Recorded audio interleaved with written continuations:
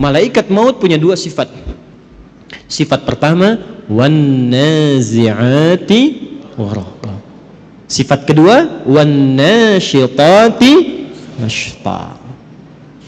Sifat pertama, ada malaikat maut yang saat mencabut itu dia mencabut sekeras-kerasnya, sedalam-dalamnya.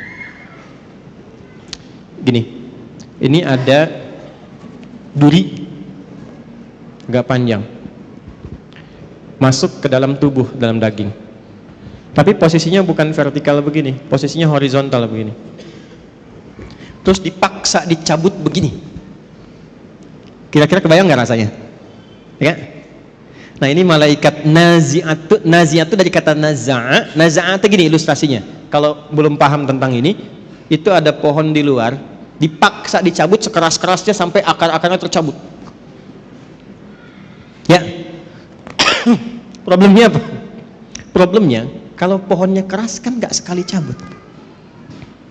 Tarik, balik lagi. Tarik, balik lagi. Gitu kan? Itu naza'a namanya.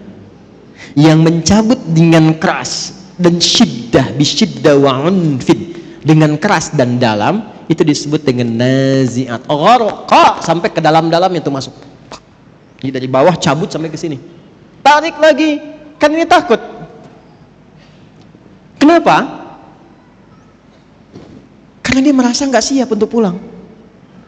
Karena merasa nggak siap, nggak pengen keluar. Tarik lagi, itu ilustrasi begitu. Tarik lagi. Sampai nanti di Quran ada beberapa surat, kamu ini susah sekali, ada yang dipukulin sama malaikat.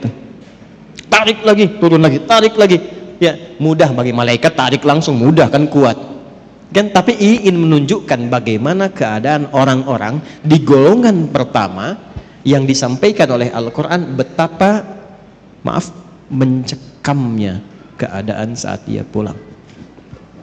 Ini sampai Allah kirimkan khusus dalam suasana itu malaikat yang memang bengisnya luar biasa untuk mencabut. Siapa golongan ini? Ya, satu. Dah. Nah, jangan lu dijawab, tenang. Dua. Wan nasyitati nashta. Nasyitah itu kalau diartikan ke gerakan, satu gerakan yang lembut, halus, tak terasa sudah berubah, bergerak, berpindah.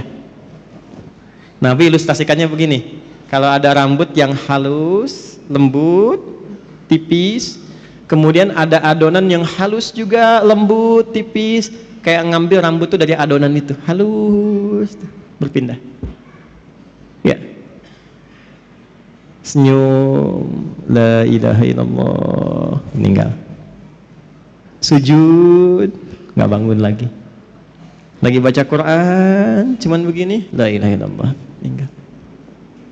Dan menariknya, yang seperti itu sekarang sudah banyak ditampakkan lewat video. Tuh, kalau sudah Allah tampakkan ayatnya menjadi kauniyah dan belum sadar juga, maka dengan cara apa lagi Allah berikan hidayah untuk bertobat? Antum klik deh ya, klik misalnya di YouTube lah, ya, wafat husnul khatimah, orang syekh mengajar meninggal, baca Quran wafat, sujud wafat, klik, lihat bagaimana cara wafatnya. Nah, itu Allah tugaskan malaikat yang kedua, wan nasyitati nashta.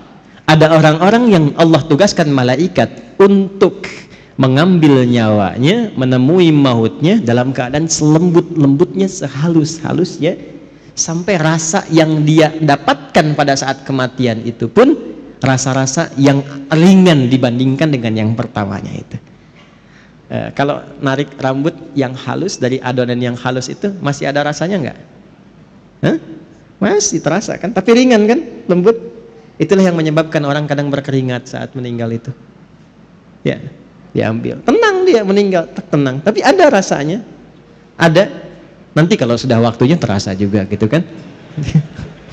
Berkeringat ada, tapi halus, lembut, tenang, enak. Nanti insya Allah kita jemput itu, gak usah khawatir, gak usah takut. Takut itu justru tanda tanya. Kok takut pada sesuatu yang pasti? Yang nggak pasti itu yang kita takutkan. Yang pasti nggak usah ditakutin. Nggak, Allah Akbar. Nggak, antum nggak takut pun kejadian juga. Terus ngapain takut? Ya. Jadi yang ditakutkan tuh yang belum pastinya. Nah, yang belum pasti itu bekalnya, amalnya apa? Begitu itu tidak pasti, itu yang kita khawatirkan karena nggak punya harapan untuk setelahnya. Baik, kita bahas yang kedua dulu sebelum tadi yang pertama saya kasih tanda tanya. Siapa orang-orang yang dicabut dengan lembut itu? Yang tenang itu, yang nyaman itu. Sampai malaikat yang ditugaskan pun oleh Allah disifati dengan nasyitati nashta, pakai wawunya ataf kepada kosam, kosamnya sumpah.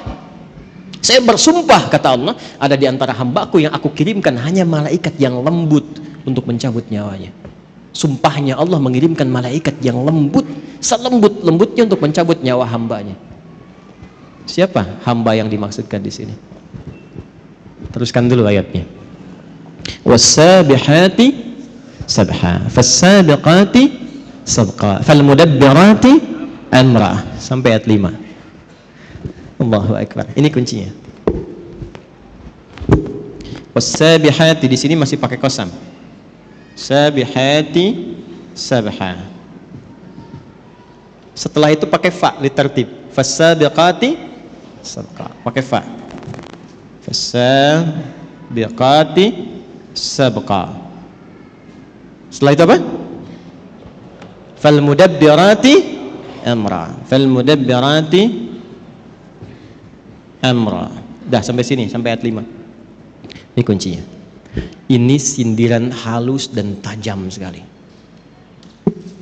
Siapa orang-orang yang akan dicabut dengan lembut, dipisahkan dari kehidupan dunia yang mungkin dia alami keras. Jadi menariknya begini, ada orang-orang yang saat hidup di dunianya ini mungkin mengalami kejadian yang keras, tidak mengenakan, kasar dan sebagainya. Tapi ketika meninggal lembut sekali, halus, dan bahkan viral dia di alam langit. Bagaimana orang-orang ini kemuliaannya? Allah contohkan lewat tugasnya malaikat. Selain yang mencabut nyawa dengan 2 sifat ini, kata Allah, aku tugaskan juga dengan 3 tipikal pokok malaikat. Nah, 3 inilah sebetulnya sebagai isyarat karakter amal untuk kita demi menjemput kematian yang husnul khatimah. Sabihati sabha, aku bersumpah, aku juga siapkan malaikat yang tugasnya hanya bertasbih saja, dengan cepat, dengan indah, dengan kuat. Oke, pelan-pelan. Teman-teman masih ingat gak waktu saya sampaikan tadi dibuka di awal mukaddimah? Ibadah itu ada yang sifatnya apa yang pertama? Ritual.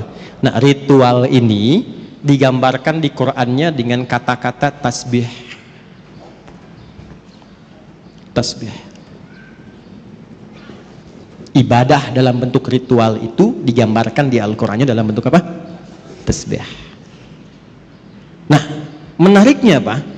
Semua alam ini diciptakan oleh Allah itu untuk bertasbih. Buka Quran surah 17 ayat ke-44. Quran surah 17 Al-Isra ayat 44. Dan tempatnya pun di surah ke-17 Al-Isra. 17 rakaat. Peristiwa Isra. Isra kan peristiwa yang didapatkan dari Isra dan Mi'raj itu kan salat kan? Nah, salat itu teman-teman sekalian itu gambaran tasbih untuk kita. Malaikat juga bertasbih. Tusabbihu lahu as-samawati as-sab'u wal ardu wa man fihin. Ada? Hah? Wa in min syai'in, terus tuh, dapat. Walakin la tafqahuna tasbihahu. Tusabbihu lahu as-samawati as-sab'u. Semua yang ada di alam langit bertasbih kepada Allah. Wal ard, dan yang di bumi bertasbih. Kalau antum baca tafsirnya, ini misal yang banyak didapatkan tafsir Ibnu Katsir misalnya, yang agak banyak riwayat di situ. Itu ngambilnya dari tafsir Ibnu Jarir At-Tabari. Ibnu Katsir banyak ngambil dari situ. Yang tafsir riwayat ya. Kalau yang mau pendek-pendek Jalalain, Tanwirul Mikbas itu pendek-pendek. Kalau mau ngambil tafsir riwayat tentang ayat ini, silahkan lihat. Itu akan mengambil satu riwayat di Mu'jam At-Tabrani, riwayat dari Abdurrahman bin Qutr. Ya, Abdurrahman bin Qutr ini meriwayatkan satu hal saat peristiwa Isra'nya Nabi sallallahu alaihi wasallam.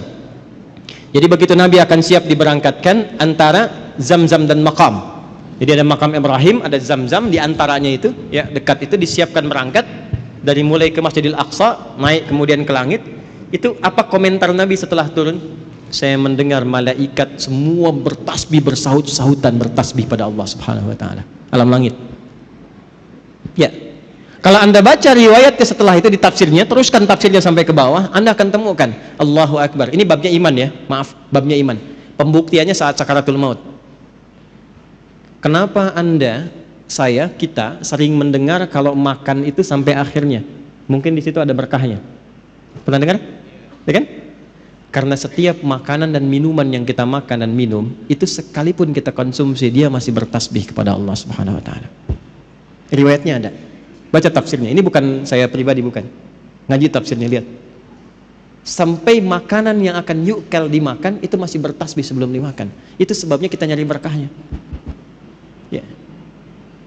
Saya kalau minum tuh ada nggak habis, orang datang rebutan. Kenapa nyari berkahnya? Saya bilang udah saya habisin berkahnya tadi. Canda aja. Itu gambaran. Nah, singkatnya tasbih itu gambaran dari ibadah. Inti sholat itu kan di ruku dan sujud. Ya Maryam uqnuti li rabbiki wasjudi warka'i ma'ar. Ya, inti sholat itu, inti paling pokoknya dari sekian rukun sholat itu di ruku dan sujudnya. Sebagai penghambaan kita kepada Allah, ruku dan sujud.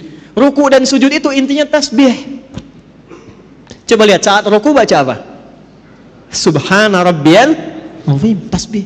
Saat sujud, subhana rabbiyal, intinya tasbih. Di tasbih itu jangan diartikan subhanallah saja, bukan. Tasbih itu kata atau kalimat singkat yang mewakili sifat-sifat ibadah kita kepada Allah dalam bentuk ritual. Jelas? Makanya kalau kita kurang dalam sholat tasbihnya, kurang maksimal ibadah ritual, kurang ruku khusyuk di dalamnya, kurang khusyuk dalam sujudnya, itulah sebabnya kenapa setelah sholat kita istighfar dulu. Setelah istighfar tasbih, subhanallah, subhanallah, subhanallah. Itu diantara hikmahnya. Jadi bukan cuma bacaan, ada maknanya. Intinya apa dengan kalimat ini? Tusabbihu lahu as-samawatu as-sab'u wal ardu wa man fihinna. Kaitkan dengan wasabihati sabha. Aku bersumpah, malaikat saja ada yang aku buat untuk tasbih semuanya. Masa manusia gak mau tasbih? Malaikat saja aku ciptakan tanpa salah, itu masih tasbih. Malaikat itu dicipta tanpa salah, Pak. Satu-satunya makhluk di muka bumi ini, ya, yang bertugas di muka bumi, tugas. Dan di alam langit dia bertugas. Satu-satunya makhluk yang Allah ciptakan tanpa salah cuma malaikat. Diciptakannya dari cahaya, materinya materi takwa. Quran surah 66 ayat ke-6. La ya'sunallaha ma amarahum wa yaf'aluna ma yu'marun. Malaikat tidak punya potensi maksiat. Makanya Anda nggak pernah dengar misalnya, maaf, pernah dengar malaikat Jibril korupsi ayat? Nggak ada kan? Ya. Dan tidak pernah menukar posisi. Itu Fir'aun, se-Fir'aun ya, bikin jengkel, yang nyabut tetap malaikat maut. Nggak pernah dia bilang, Jibril, jengkel sama yang ini, kamu aja yang cabut. Nggak ada tukeran tugas. Jadi Anda bisa bayangkan nggak, satu makhluk yang nggak punya potensi salah, tupoksinya jelas, itu masih bertasbih sempurna kepada Allah. Jadi Allah tuh nyindir kita halus. Kamu ini manusia, aku berikan fasilitas, kenyamanan, kedamaian, ketentraman. Aku siapkan pedomannya. Ini yang nyaman, ini yang tenang. Hindari maksiat, ini resikonya. Cari bekal untuk pulang. Aku berikan semua fasilitas itu. Kenapa engkau masih belum punya waktu untuk bertasbih kepadaku? Malaikat aja masih ibadah, kenapa engkau lupa dengan ibadah? Sedangkan harapan kamu husnul khatimah dan pengen masuk surga. Jadi kalau kita konversi ke ayat ini tentang pedoman hidup kita, kalau ingin didapatkan malaikatnya nasyitati nashta, maka jaga ibadah dan hubungan kita dengan Allah selama hidup. Salat fardu berapa kali dalam sehari? 5 waktu. Berapa rakaat? Jaga itu. Jaga. Setelah itu sunnahnya tingkatkan, rawatibnya, duhanya, tahajudnya. Itu ada maknanya semua. Kan kita latihan tumaninah, latihan tenang. Di antara dampak terbesarnya apa? Ini persiapan pulang. Orang yang punya hubungan baik dengan Allah, Allah perintahkan, dia punya hubungan baik dengan saya, cabut yang lembut, cabut yang halus. Yang diperintahkan cuma malaikat yang paling halus karena punya hubungan baik dengan Allah. Anda punya hubungan baik dengan pimpinan, mau berkunjung ke rumahnya, akses dibuka. Kue keluar, kata-kata baik keluar. Anda nggak punya hubungan baik, kasar, jadi musuh. Terus berharap pengen diterima dengan baik, susah. Susah. Satu. Jadi secara cepat kalau diinginkan husnul khatimah, mendapatkan malaikat yang lembut dalam sakaratul maut dan surga yang terbaik, pertama wassabihati sabha, teladani malaikat dalam rangka beribadah kepada Allah Subhanahu wa taala. Jangan tinggalkan ibadah ritual. Kalau masih yakin, masih beriman. Makanya kalimat salat itu dibuka dengan iman. Kalimat salat pertama Al-Baqarah ayat 3. Alladzina yu'minuna bil ghaibi wa yuqimunas, dan disebut dengan kalimat iman. Satu-satunya ibadah yang disebut dengan iman cuma salat di Quran. Itu di Al-Baqarah ayat 143. Wa ma kana Allahu liyudhi'a imanakum. Yuk, salat ya. Jadi kalau dulu kan kenapa salat? Supaya bahagia, hayya 'alal falah. Kenapa salat? Supaya tenang. Ya kan? Kenapa salat? Bukti mengabdi kepada Allah. Sekarang jawabannya setelah mengaji ini berubah. Kenapa salat? Supaya husnul khatimah saat wafat. Malaikat malu kalau keras-keras nyebutnya ahli sholat, ahli la ilaha illallah. Nabi aja bilang, man qala fi akhiri hayati wa kama qala la ilaha illallah dakhala al-jannah. Siapa yang bisa mengucapkan la ilaha illallah di akhir hidupnya, terjamin surga untuknya. Tapi itu kalimat nggak bisa diapalin. La ilaha illallah, la ilaha illallah, la ilaha illallah, la ilaha illallah. Tapi sholat enggak. Nggak bisa keluar, nggak bisa. Nggak bisa. Susah, nalkinnya pun susah, nggak mudah. Siapkan dari sekarang ya. Malaikat malu lah. Anda dekat dengan pimpinan nih, antum ya dekat dengan pimpinan nih. Taruhlah Anda misalnya, ya nggak usah contoh yang aneh-aneh lah ya, di kantor dengan pimpinan tuh, keluarganya bos masuk kantor, ya kan? Tiba kemudian misalnya, maaf nih, ada aturan mesti lepas sepatu. Kira-kira security-nya kasar atau lembut kepada antum tuh? Sedangkan sepatu antum kotor, pas mesti dilepas. Kira-kira saat diminta untuk dilepas itu dia akan lembut atau kasar menyampaikannya? Pasti lembut karena antum dekat dengan pimpinan, keluarganya. Antum bukan siapa-siapa, sekantor nggak ada yang kenal, orang asing nggak jelas, pakaian juga nggak jelas, datang ke situ kotor semua, terus maksa pengen masuk. Kira-kira security bagaimana? Kencang, Masya Allah, kencang. Antum sholat dekat dengan Allah, la ilaha illallah tiap hari, ibadahnya luar biasa. Masa malaikat mau kencang-kencang nyambut nyawa antum? Umar bin Khattab, kenal? Aduh, udah mulai aneh nih ya. Ini kalau kita ngaji kitab-kitab hadis tuh dalam bab riwayat enak ngajinya, optimis kita menyebut kematian, nggak takut dengan alam kubur. Dan ini ada yang mengatakan asbabnya malaikat maut tuh salah satunya jadi sedikit malaikat mungkar nakir agak sedikit humble, itu gara-gara persoalan Umar. Datang, man rabbuka katanya. Nanti antum baca nih dalam riwayat hadis, man rabbuka. Umar tuh luar biasa, gak usah kasar begitu katanya. Santai aja, bahasa kita ya, santai aja. Anda akan tahu saya ini sahabatnya Rasulullah, kekasihnya kekasih Allah. Ya, masa Anda bertanya seperti itu katanya? Harus dibalikin tuh. Bisa nggak Anda begitu tuh? Man rabbuka, gitu kan? Masih nggak tahu kalau saya ini sering jamaah di Pondok Indah. Enggak, ini cuma gambaran saja. Kadang-kadang ulama-ulama itu kalau mau guyon itu ngambil-ngambil tuh seperti itu. Tapi memang teks-teks yang kita dapatkan itu yang Allah berikan kelembutan dalam setiap alam. Nyebutnya lembut, logikanya begitu. Masa yang dekat dengan Allah rajin sholat yang dikirim malaikat kasar, kan nggak mungkin. Masa kita salawat pada Rasulullah, dekat dengan Nabi, dengan amalan kita ikuti petunjuk, diancam di alam kubur dengan kata-kata kasar, kan nggak mungkin. Itulah nasyitati nashta. Nah, untuk mendapatkan itu supaya lebih lembut lagi bagaimana? Cepat, pakai fa, berubah tuh. Ayat 4 pakai fa. Harfu atfin rabitin baina syai'aini bila hudud. Paham? Tidak. huruf yang menyambungkan dua peristiwa tanpa jeda dengan cepat. Jadi begitu yang ayat 3 itu tasbih, ibadah, yang keempatnya pakai fa, cepat nih, jangan tunda. Apa yang dipercepat? Sabiqatis sabqa. Ada malaikat yang berlomba mencatat amalan. Ini yang dicatat tuh siapa amalannya? Kan nggak mungkin malaikat catat amalan sendiri. Malaikat turun ke bumi catat amalannya sendiri, nggak mungkin. Ini tanda dari Allah. Ada malaikat yang lomba-lomba cepat-cepat. Ngapain cepat-cepat? Mencatat amal hamba. Siapa yang dicatat itu? Dalilnya mana untuk menegaskan ini? Al-Baqarah ayat 148. Ketemu kalimat sabaknya. Quran surah 2 ayat 148. Walikulli wijhatun huwa muwalliha. Sama dengan fa di sini, fa di sana. Fastabiqul khairat. Fastabiqul khairat. Tuh. Tuh. Kencengin tuh. Ini maksudnya. Kencengin. Optimis kita. Di sini fasabiqatus sabqa, ya, fasabiqatis sabqa, di sini fastabiqul khairat. Walikulli wijhatun huwa muwalliha. Setiap hamba yang ibadah itu pasti punya kecenderungan fokus pada ibadah tertentu. Contoh, ada yang senang tahajud, belum konsisten puasa sunnah.